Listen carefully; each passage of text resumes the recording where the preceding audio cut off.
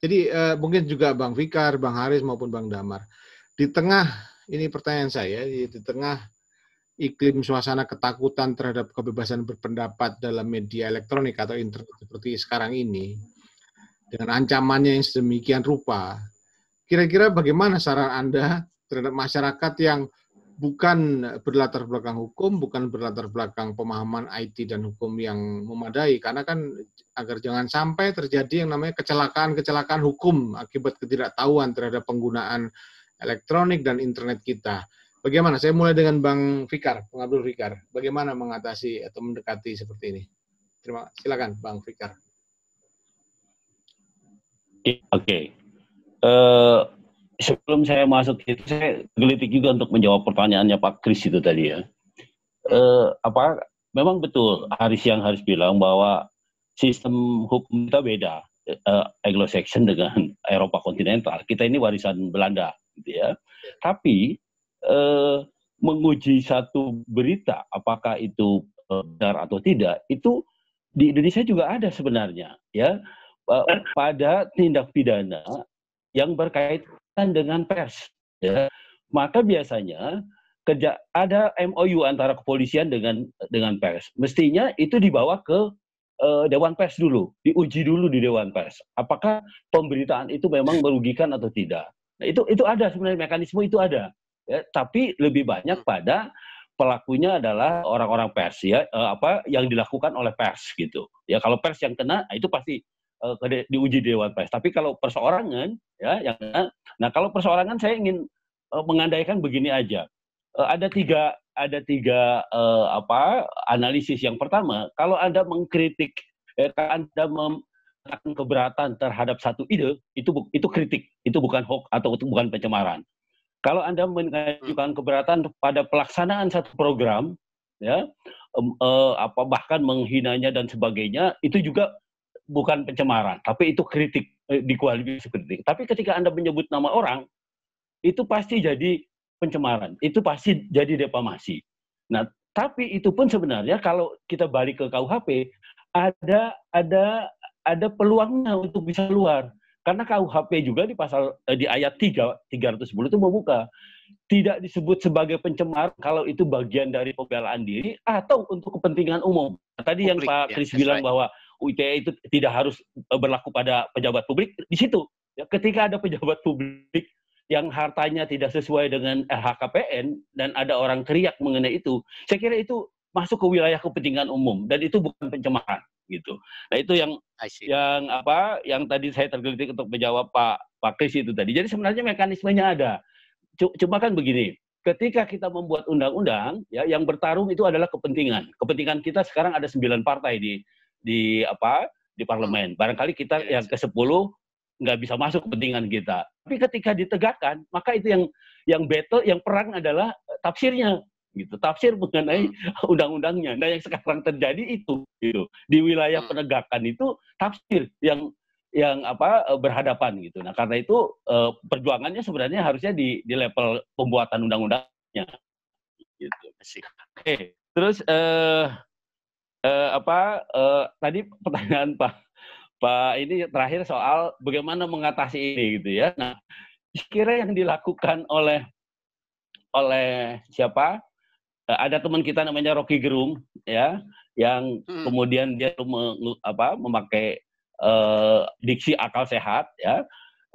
Dia pandai memilih diksi, ya, pandai memilih diksi sehingga dia selalu bebas dari delik, ya, walaupun pernah didampingi juga oleh Haris, ya, ketika ada satu orang ya itu masuk ke soal apa itu kitab suci adalah ya itu pernah didampingi juga. Tapi saya melihat RG ini, Rocky Gerung itu pandai menggunakan mensiasati, mengemukakan pikiran-pikirannya sehingga dia tidak masuk ke wilayah delik gitu. Ya, nah, salah satunya itu kalau saya jangan pernah menyebut nama orang untuk mengatakan keburukan sesuatu program atau keburukan sesuatu ide.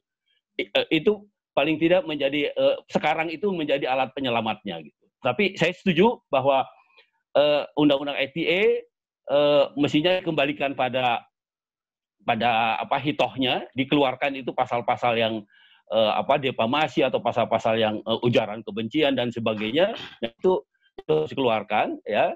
Dan saya kira tidak perlu ini lagi karena memang pencemaran umpamanya di KUHP aja kan sudah tinggal satu sebenarnya, pencemaran terhadap pribadi ya, terhadap pejabat publik dan terhadap presiden itu sudah dihapus oleh Mahkamah Konstitusi. Nah, karena itu sekarang di sampingnya memperjuangkan itu tadi ya, bagaimana menghilangkan, mendrop pasal-pasal ujaran kebencian dan pasal-pasal defamasi di dalam Undang-Undang ITE, tapi juga bagaimana kita bisa mensiasati tadi ya yang saya beri contohkan bagaimana cara kita berkomunikasi di publik itu yang bisa menghindari delik. Saya kira itu, Pak. Interesting.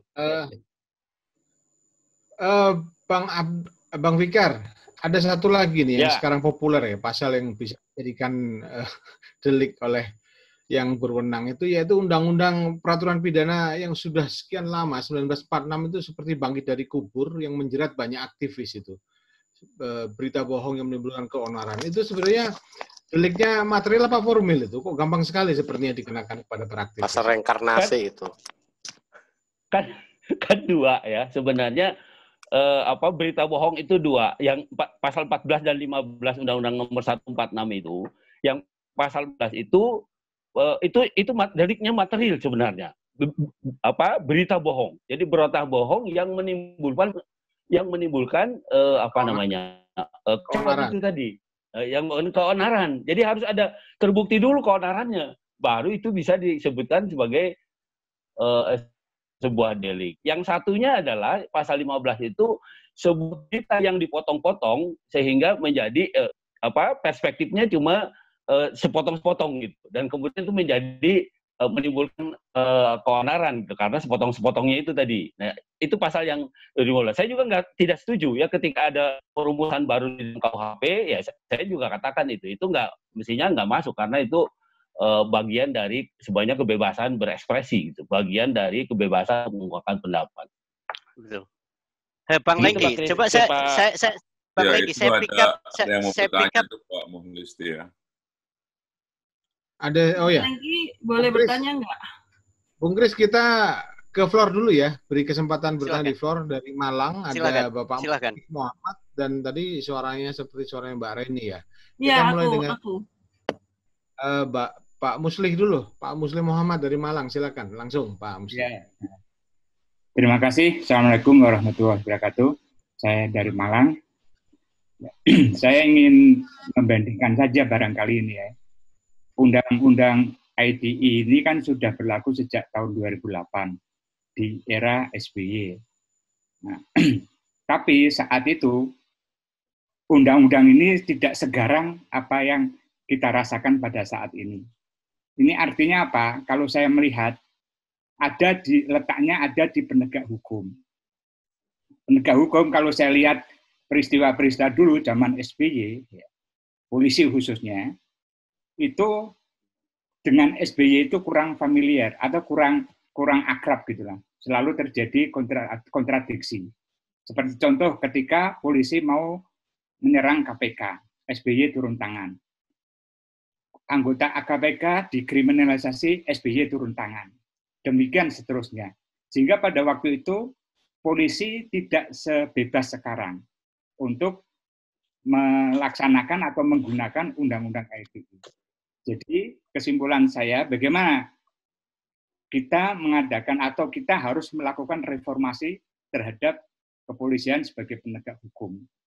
Karena buktinya saat ini seperti itu kenyataannya. Dan itu dilaksanakan tidak atas dasar keadilan. Karena kenapa? Satu sisi kalau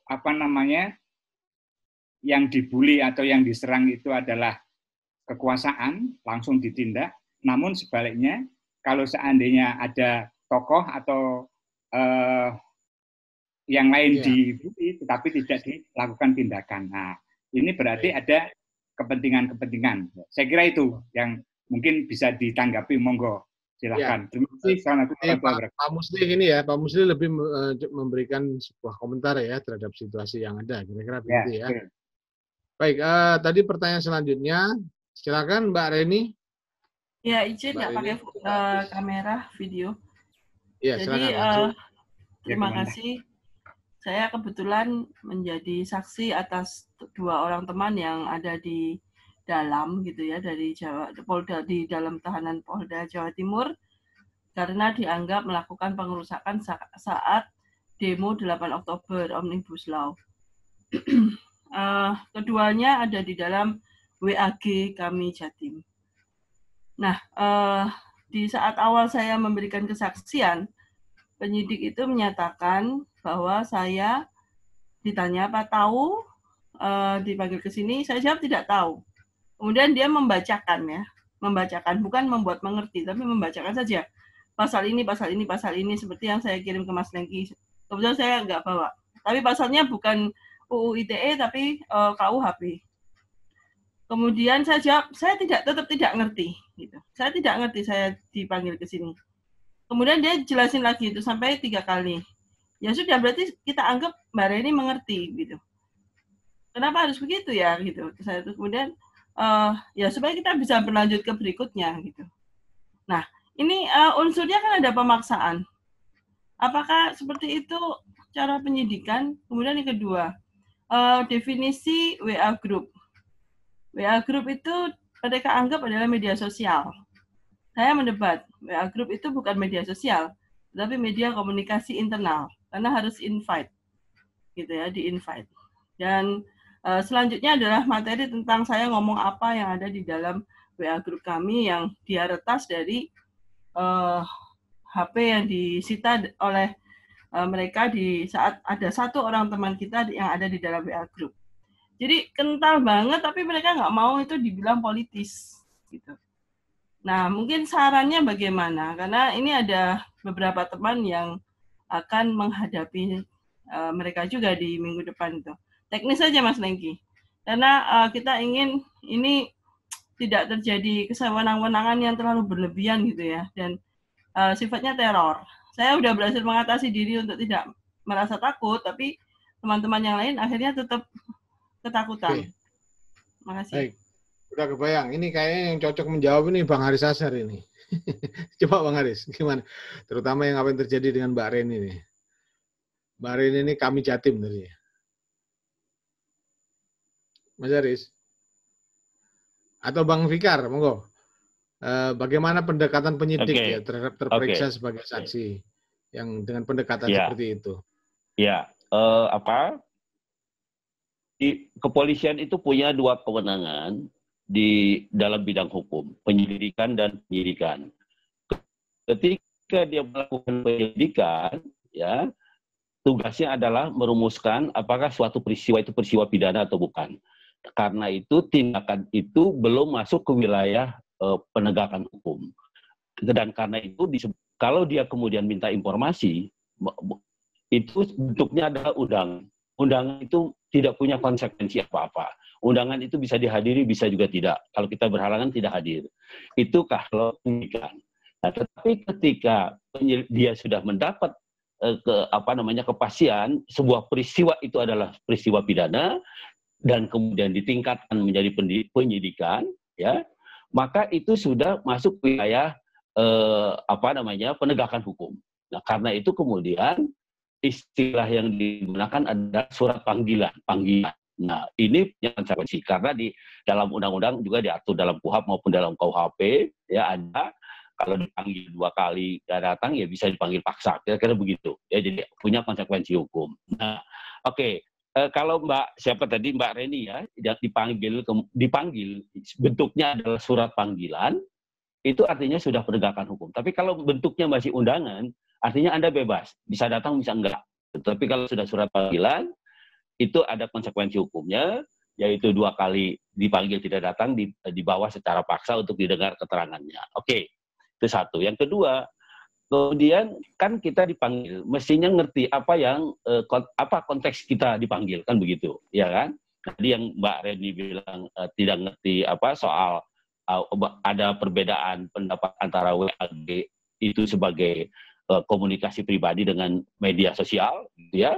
Nah itu boleh, saya bisa dipertahankan itu pendapat itu, ya, karena juga bisa diuji di pengadilan. Nah karena itu ketika dipanggil dan diminta ditanya dengan pertanyaan-pertanyaan yang memang Anda tidak bisa jawab, ya, dalam pengertian tidak mau atau tidak relevan untuk dijawab, ya Anda bisa bilang tidak ngerti gitu.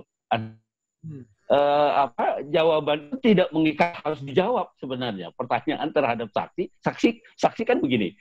Yang saksi itu adalah orang yang mengetahui, melihat, mendengar, mengalami sendiri. Itu saksi, ya. Nah, kalau Anda ada pertanyaan yang tidak masuk 3 kriteria itu, Anda tidak mendengar, Anda tidak melihat, dan Anda tidak mengalami sendiri, Anda tidak bilang, ya saya nggak tahu, gitu. Nah, itu saya kira jawaban yang paling aman. Tapi terhadap pemanggilan kepolisian, ya, sampai sekarang lembaga pra peradilan itu hanya berwenang mengadili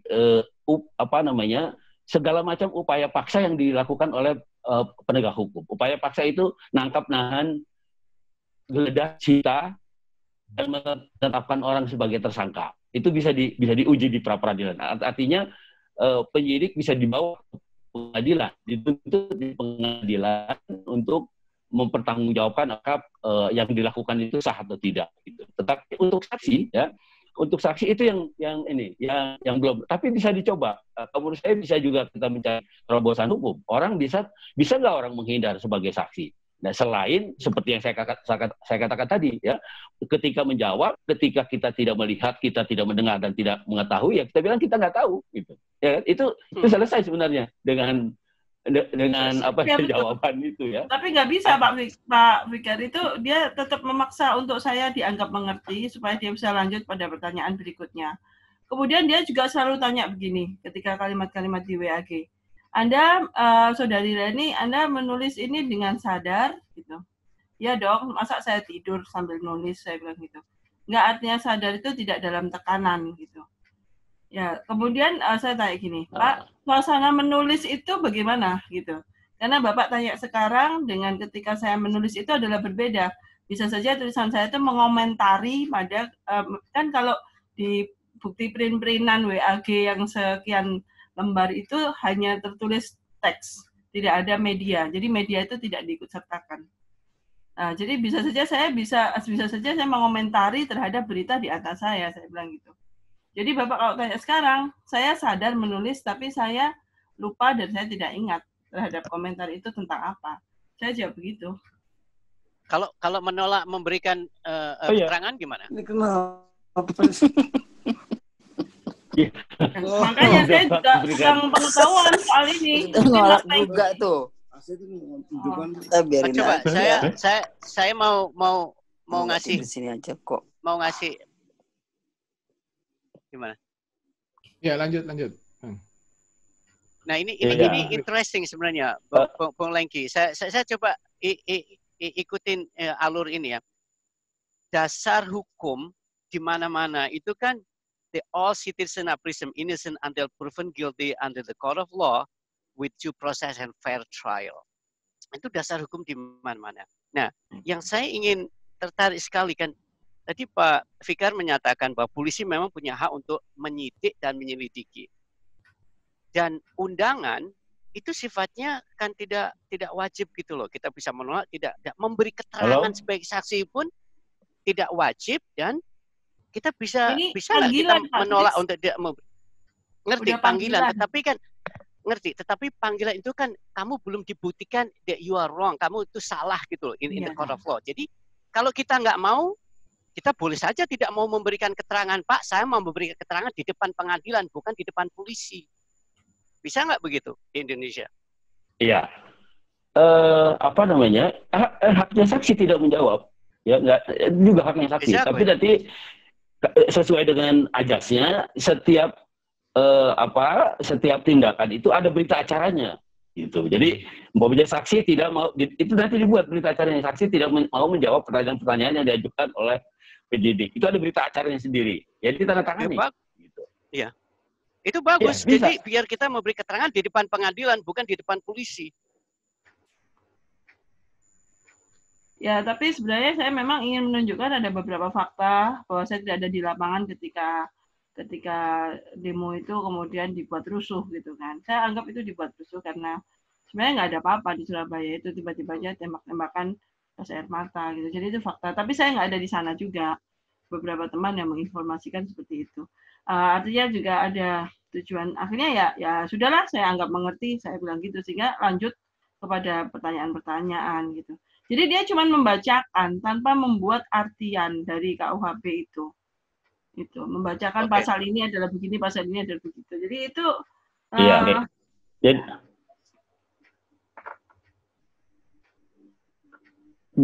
kan silakan. Ini apa?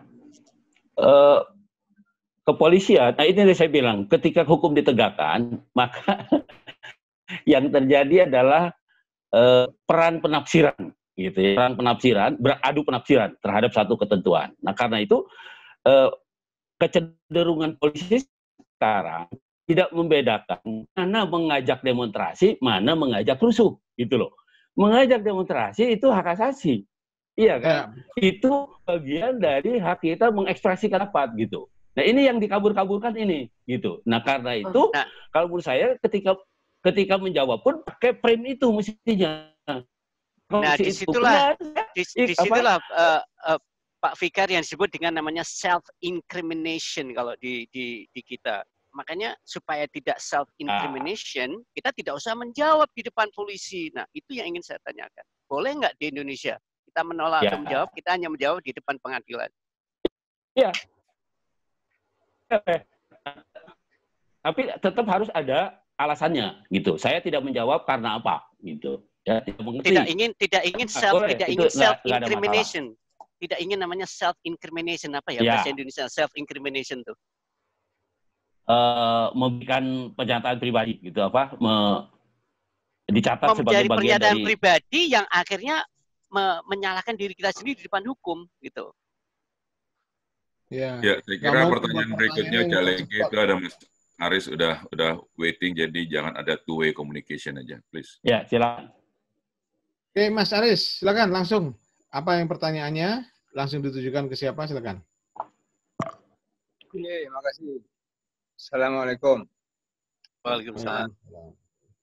Ke Bang Haris ya, saya lihat itu ada meme ya, mungkin dari Bang Haris atau enggak saya nggak tahu, tapi ada anjuran untuk dengan menghadapi situasi carut marut ini, kita coba tadi juga disampaikan bagaimana caranya, ya kita bekerja sama gitu kan. Nah, bekerja sama salah satunya adalah dengan pembangkangan sipil gitu. Nah, ini yang dimaksud ini pembangkangan sipil itu bagaimana, implementasinya bagaimana, dan apakah ada undang-undang yang dilanggar itu. Terima kasih.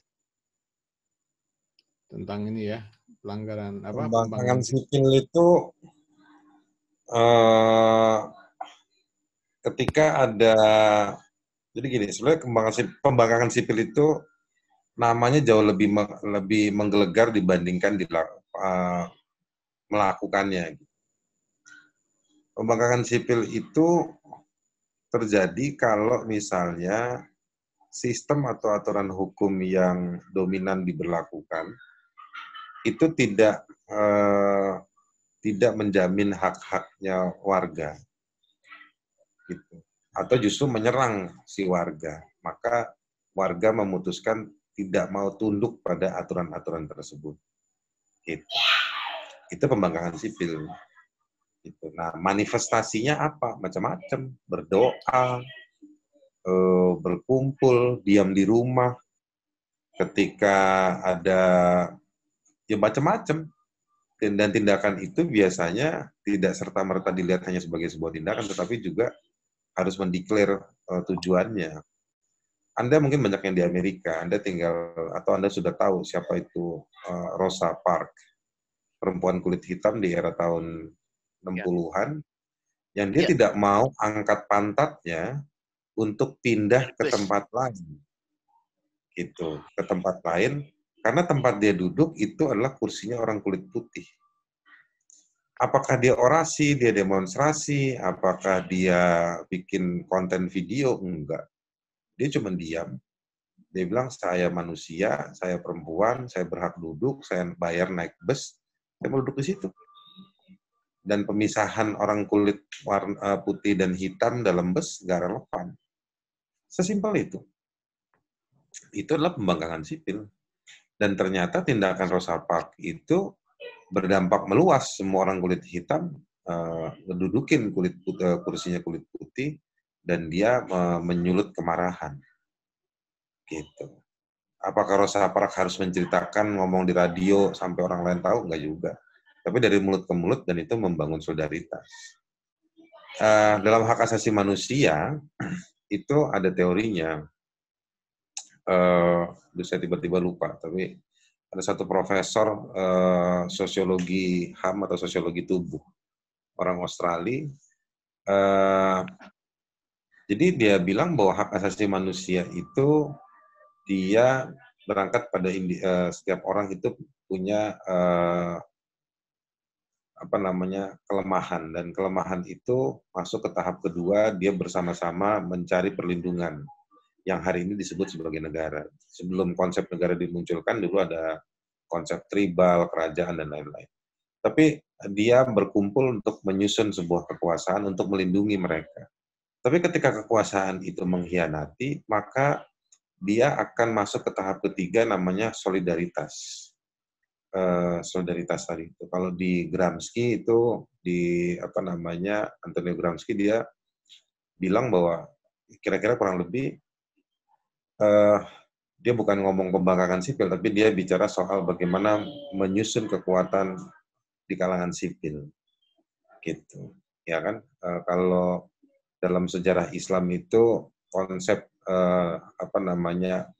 madani, di mana warga itu lebih berperan, solidaritas itu muncul. Kalau dalam konsep Nabi Madani itu, ketika di Medina atau di Yazrib itu solidaritas yang positif, gitu. Nah, kalau dalam konsepnya Gramsci, solidaritas yang perlawanan dalam situasi yang direpresi, masyarakat harus melawan. Gitu. Nah, itu alamiah, tidak perlu peraturan perundang-undangan, dan malah kecenderungannya melawan negara, gitu. Dan apakah Anda harus takut? Kalau saya mau bilang nggak usah. Karena kalau Anda mencari kecocokan sama negara, ya negaranya kan otoriter. Negaranya represif. Menggunakan aturan yang Anda nggak setuju. Kenapa Anda malah coba tunduk ke situ? Kalau Anda tunduk, ya berarti Anda nggak jadi bangkang dong. Gitu. Dan ya situasinya seperti itu. Nah, di banyak kasus, di banyak situasi, udah terjadi pembangkangan itu. Jadi, sebenarnya sih kalau saya mau ngomong bahwa, atau si dosen UGM Jenderal Arifin Mokhtar juga ngomong pembangkangan sipil, sebenarnya nggak ada yang susah buat kita. Perlawanan-perlawanan sipil itu udah banyak di Indonesia. Kita merdeka juga kan karena ada pembangkangan sipil. Gitu. Cuman seperti apa pembangkangan sipil itu bisa melahirkan sebuah perubahan, itu yang sebenarnya tantangan kita. Kita nggak usah mikirin negara, gitu. Ya, apalagi rejim yang otoriter, gitu nggak usah dipikirin. Mau membangkang kok nanya, kita melanggar undang-undang nggak? Kita ini nggak? Ya iya, gitu.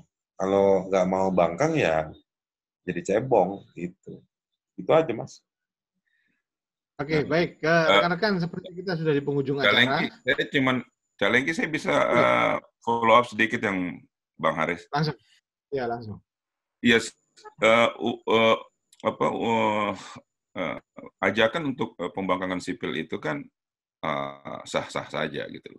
Cuman saya khawatir kalau seandainya ada yang terjadi, orang yang seperti itu, dia duduk saja, tidak bergerak apa-apa di depan kantor DPR atau di depan istana seperti itu, dan dianggap itu sebagai suatu pembangkangan sipil, bisa-bisa orang-orang yang encourage seperti Mas Hari, Bung Asyar, dan juga Prof. Zainal, itu bisa dipanggil polisi juga tuh, Baris. Karena dianggap, wah ini gara-gara Anda ngomong seperti ini, terjadi pembangkangan sipil kan begitu. Padahal sebenarnya kan mestinya dibuktikan. Ini kayak gini mungkin menurut Mas Aris gimana tuh? Iya nggak apa-apa. Saya ya terima resiko, terima nasib. Bahasa gampangnya gitu. Tetapi begini loh, saya ya kita semua pasti punya SOP di rumah sama teman di kantor atau semua. Betul. Untuk hadapi kemungkinan-kemungkinan yang terjadi pada kita. Gitu. Yang itu kita anggap sebagai resiko. Jadi resiko atau nasib itu bukan terus ditungguin nggak ngapa-ngapain, Pak. Itu juga harus siap-siap gitu. Tetapi saya tadi sebenarnya di setengah pertanyaan Anda, saya berharap ada statement lain, tapi sebenarnya Anda nggak ke situ. Saya khawatir tadi Anda mau ngomong poin keduanya, bentuknya gitu. Follow up. Tapi Allah malah bilang, kok Anda nanti dipanggil polisi. Kalau soal saya dipanggil polisi, ya pasti saya juga tepok-tepok badan nanti pas ditaruh di penjara banyak nyamuk. Artinya saya, insya Allah saya sama orang lain. Saya juga bukan Superman atau robot. Cuma yang concern saya adalah ketika kita menginisiasi sesuatu, responnya apa. Nah, dalam konteks pembangkangan sipil, sebetulnya saya nggak menganggap terlalu banyak perdebatan secara teori.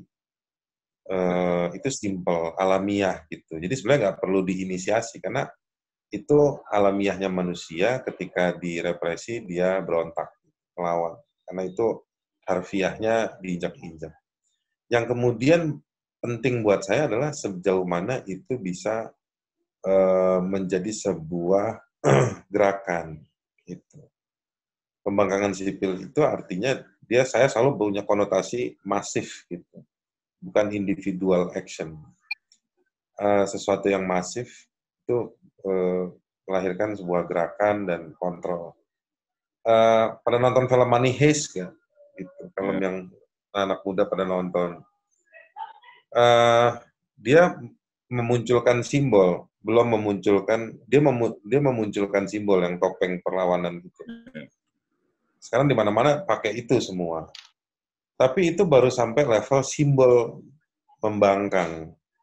Ada oligarki yang dia berbungkus institusi, berbungkus negara, tiba-tiba dia dilawan film itu mau bilang dia dilawan bukan dengan cara berdemonstrasi, tapi action gitu.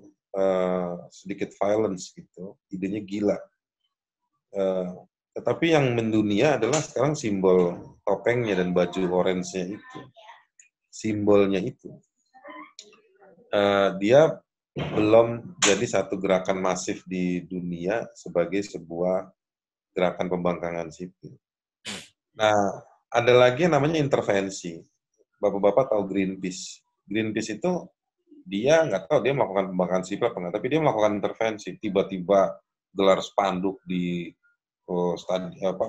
pertandingan Champions League, siapa lawan siapa di Munchen waktu itu, mereka tiba-tiba gelar spanduk gitu-gitu. Itu intervensi. Nah, pembangkangan sipil itu dia berangkat dari satu penderitaan yang meluas, memunculkan solidaritas, lalu ada simbol yang digunakan, dan dia berulang-ulang meluas tadi. Nah, itu pembangkangan sipil menurut saya. Dan memang cirinya tidak tunduk dan tidak mau melakukan apa yang disuruh oleh penguasa. Itu. Simpel misalnya kalau dilihat dari wajah, ini mohon maaf, kita pasti ngalamin peristiwa tahun 98 semuanya. Ada pembangkangan sipil berupa Wiranto bilang, lewat pagar saya tembak. Ya kan? Apa yang terjadi? Semua mahasiswa membangkang, keluar pagar dari kampus. Di akhir 97 sampai 98. Itu pembangkangan sipil. Tapi sekali lagi, itu yang gagal dipahami ketika saya debat, saya dan beberapa teman versus 3 orang profesor di Kompas TV, yang menganggap pembangkangan sipil itu demonstrasi saja. Gitu. Jadi kesian juga saya ngelihat profesor, tapi gagal paham soal pembangkangan sipil. Jadi selalu bilang itu demonstrasi, dan kalau Anda mengajurkan pembangkangan sipil, kalau orang demonstrasi, ketembak, bagaimana segala macam, Anda yang tanggung jawab. ya saya juga males juga ya debat sama profesor yang KW7 kayak begitu, nggak ngerti pembangkangan sipil, imajinasinya cuma demonstrasi. Begitu saya kasih tahu dalam demonstrasi itu juga ada kesalahan polisi yang nembak, nangkep, menyiksa, melakukan kekerasan, mereka nggak bisa jawab. Gitu. Jadi Pak, menurut saya itu. Nah, tapi kalau soal ditangkap apa semua segala macam, ya bisa diuji di pengadilan nanti Pak, kan pengacaranya atau saksi ahli saya itu Bang Fikar nanti. Baik, rekan-rekan. Kira-kira begitu deh Pak. Thank you. Yes. Menarik. Luar biasa. Ini Bang, ini kita udah sampai jam berapa? Udah 10:30 ini, Mas Haris. Kenapa? Kan sedikit aja. Misalnya tadi kita memakai pakaian itu apa? Kuning seperti yang teman-teman itu termasuk juga ya pembangkangan sipil gitu ya. Kan kompak misalnya saya Indonesia pakai seragam kuning gitu ya. Sebagai solidaritas gitu. Orange. Orange. Saya masih ngelihatnya itu masih simbol, belum ada actionnya. Apakah pakai baju itu bagian dari action? Bisa jadi. Di Kamboja itu sampai hari ini setiap hari Kamis mereka pakai baju hitam atau ada pita hitam di tangannya sebagai bentuk menolak. Di Thailand hari ini kalau Anda lihat demonstrasinya ada 3 jari. 2 tahun lalu kalau Anda punya angka 3 jari begini, Anda pasti ditangkap sama militer. Tapi hari ini mereka sudah rame-rame turun ke jalan meminta supaya kerajaan itu dibubarkan. Dan mereka angkat 3 jari kayak gini. Itu simbol perlawanan di Thailand. Dan hari ini semua yang demo pada angkat 3 jari seperti ini. Gitu. Nah, itu simbol dan itu dia muncul di dalam gerakan-gerakan aksi yang banyak. Aksinya bisa macam-macam loh. David Thoreau itu ya, filosof dan sastrawan Amerika itu. Dia bilang bisa nggak bayar pajak itu juga bagian dari pembangkangan sipil, misalnya. Jadi tindakan itu tergantung dari situasi yang dihadapi. Gitu. Banyak gitu. Dalam konteks banyak lah menurut saya. Itu tergantung biasanya. Dan hari ini kan eranya simbol, eranya hashtag, semua sibuk. Kadang-kadang kita lagi rapat membicarakan bagaimana merespon segala sesuatu, setengah rapat itu malah sibuk ngomongin hashtag. Hashtagnya apa nih gitu-gitu. Tiba-tiba ada anak kecil bikin hashtag apa itu yang malah laku. Jadi buat saya orang yang cenderung dengan pendekatan kalau dalam hukum itu, saya senang dengan gaya Anglo-Saxon. Setiap situasi itu khas. Mari kita diskusikan dan kita rumuskan. Saya nggak terlalu demen sama gaya-gaya yang terlalu mengeneralisir, slogan, ya kan. Itu mengaburkan, menutupi potensi kecerdasan atau menutupi masalah. Jadi pembangkangan sipil itu dia konsep dan ketika diturunkan dan dijalankan dia membutuhkan satu pendetailan supaya kita bisa tahu masuk di angle mana kita. Kira-kira seperti itu, Mas Haris. Baik, terima kasih. Ini sepertinya kita bisa buka satu sesi sampai lagi. Pagi. Datang tentang pembangkangan sipil, pro kontranya dan dari sisi legal. Baik rekan-rekan, kita sudah di penghujung acara. Lagi. Ya, ada yang nanya nih Pak Hasan. Waalaikumsalam. Ini namanya atau gimana? Waalaikumsalam. Ini udah hampir sahur loh ini. Tidak, hanya menggarisbawahi sebenarnya saya sangat setuju yang Bang Haris kemukakan tentang pembangkangan sipil tidak usah terlalu tinggi. Setiap langkah kita yang cenderung menyimpang itu sudah pembangkangan sipil. Ibarat di lalu lintas ketika orang sudah jam, polisi tidak mampu, itu pasti ada langkah-langkah yang ini. Itu sudah melupakan sudah bentuk. Kalau sementara yang saya lakukan saat ini tidak pakai masker. Dan itu polisi juga nggak negur aku, juga nggak ini, orang pada berani loh. Kok nggak ada yang negur Pak Fahmi ya? Artinya Anda membangkang ke WHO tapi mendukung Donald Trump itu. Loh, saya sudah 2 kali, Bang. Saya sudah kena 2 kali kena COVID. Jadi kita nggak perlu takut. Yang berat memang ada gula. Jadi saya sebulan terkapar sepanjang bulan Maret karena gulanya. Jadi kalau kita at least aman, nggak usah khawatir lah. Itu hanya seperti flu berat biasa saja. Ya baik, Bang Fahmi. Nanti pembangunan sipil kita bahas di kesempatan lain. Dan rupanya kita sudah sampai di penghujung Undang Bang Haris lagi. Iya, siap. Enak nih ngobrol kayak gini, benar-benar enak, seru. Kita beri kesempatan kepada para narasumber kita untuk ke closing statement terkait dengan topik kita pada kali ini, yaitu UU ITE sebagai UU Pasal Karet. Saya mulai dari Bang Damar, bagaimana closing statement-nya untuk mengakhiri diskusi kita, sehingga rekan-rekan di sini mendapat sesuatu. Silakan, Bang Damar. Saya rasa perlu diungkapkan bahwa kita dalam situasi siaga 1, kebebasan berekspresi. Dan yang menjadi target sebetulnya adalah siaga 1. I like that. Ya, menjadi target itu adalah kelompok-kelompok kritis. Jadi